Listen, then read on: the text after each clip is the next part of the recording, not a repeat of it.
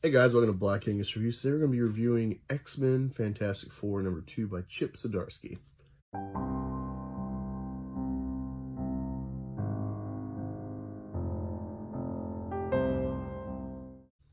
So, doing a little research, kind of an accent on Comicsology, trying to find who the author was so I could read the first issue. Apparently, this is going to be a mini-series, and I didn't get any inkling of that from inside the cover or anything. So that's new to me if that's the case. Kind of disappointed because I'd like to see it just be an ongoing run until, the story peters out or something. But if this is just like, a mini-series, this adds the tension, adds, anticipation. So, kind of get that trade-off. It's illustrated by Terry and Rachel Dodson, which I love their art. Generally, they're usually cover artists. They always got this kind of cool sheen, a good sense of realism, with a little bit of embellishment here and there, especially, for the sexy ladies. Weird thing, though, is Wolverine makes sense a little bit for this issue just because of his iconicism. Emma Frost, because she's part of the Quiet Council, the Silent Council, something like that. I can't remember the name. But Colossus, he's in like 1 or 2 panels in this story, so I don't know why. Besides him just being a character they like or something, not really sure. I'm a bit behind on the whole X-Men story after House and Power of X. I kind of fell off because there's just so many series interconnected for this X-Men universe, and you don't know what's actually important or not. Somehow, but I'm catching up. I like the new Wolverine thus far, and I like just what Hickman's set up and what they're doing. So, last issue, Franklin Richards, he's kind of the MacGuffin. He's the core of the story. He's a mutant born of the Fantastic Four, and the X-Men want him, of course, to come. Apparently, he's an Omega level mutant. He can foresee the future through dreams, I think. But his power is depleting. They don't know why. And so he's really mad at his dad for that as well. He can't figure that out, but he can figure everything else out, apparently, from Richard's view, from Franklin. And so that's kind of the conflict. The X-Men want him to come. Richards ends up putting a mask on his genetic marker, so he can't get through the Krakoan gate. So eventually he ends up stowing away on a boat Kitty Pryde's taking. And he brought his sister, Valeria, but she's a human. All right, so that's where it kind of picks up. Funny thing, they keep advertising for Captain Marvel really heavy. I just saw a thing about Captain Marvel becoming an accuser, which I don't know the story of accusers, but they're really pushing her. And it's funny, they kind of show how much she's not liked because they show these different issues, like get this issue, but it's like year by year, they have to keep rebooting her.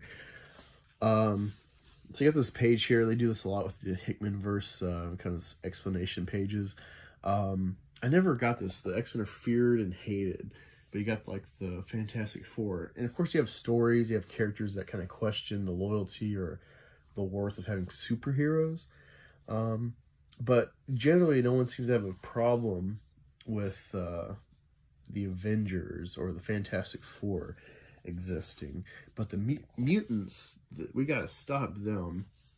It just seems kind of like a manufactured, when you look at the entire Marvel universe, it feels kind of manufactured conflict against humanity. In my estimation, to normal humans, what's the difference between born mutant and powers from space? They should both be kind of equally feared because, they can produce prodigy, it seems. Sue and Reed. Anyway, so it starts off and you got Colossus trying to talk to the Fantastic Four, like, hey, we didn't kidnap your kid.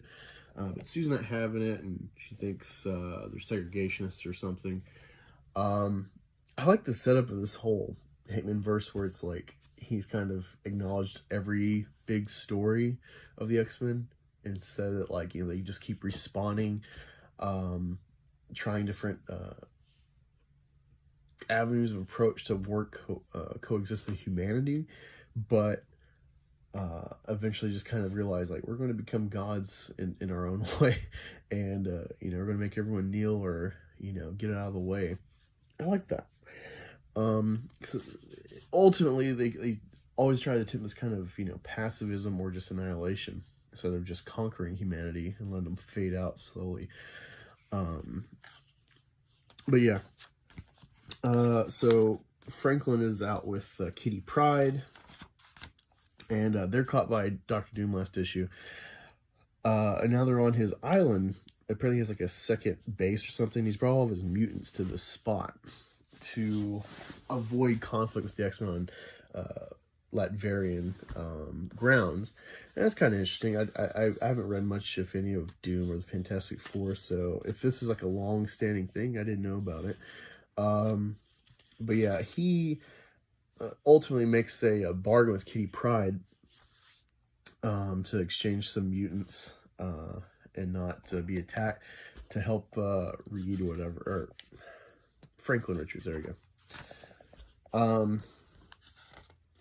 And while that's going on, the X-Men are like planning stuff, you know, about retrieving these mutants, finding Kitty Pryde and stuff, and they're discussing Franklin, and all of a sudden they get bombarded and attacked by Invisible Woman and Fantastic Four. I guess she cloaked them all. I didn't know she could do that for everyone.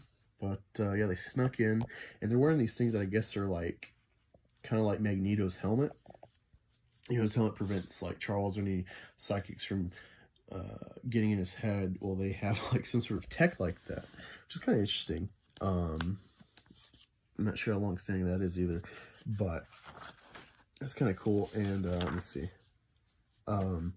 They're fighting. Sue gets knocked out, and they have to open her helmet to you know, wake her up. And someone's, I think Psylocke says something like, "Oh, she's blocking psychic attacks."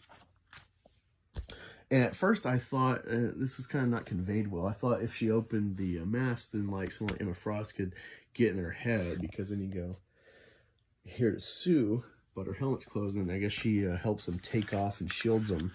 And now they're out to get where Kitty Pryde and the other mutants are, to get Franklin and Valeria. And I really like how they kind of make Xavier this kind of quiet, soothing menace of a character. It's interesting to me. But yeah, we end. There's a whole bunch of mutants, I guess, have been captured or been held. You know, Storm, Bishop, some others have been held here on the island. And you think, oh, Doom's just being benevolent. But no, he's got something up his sleeve. And it appears he's got Sentinels. Maybe they're Doom Sentinels? I don't know. But I guess he's waiting to fuck up people. Or maybe he's just waiting for the Fantastic Four to come so he can, you know, try to beat them. I don't know. But next is God Power. I'm assuming that's like an X-Men issue for the story. But the next issue, Fantastic Four, is a couple weeks out. I'm interested. Yeah, overall, it's good, exciting stuff. I like the back and forth. Overall, I could deal without too much Kitty Pryde Franklin. I like him more as like a MacGuffin than actually following him, because we're not really seeing his powers, since they're weakened, or it's weakening him, or they're depleting, whatever the case. But yeah, I highly recommend checking this out, getting into the Hickman Xmen universe. Yeah, let me know what y'all thought if you read it in the comments. Talk to y'all later.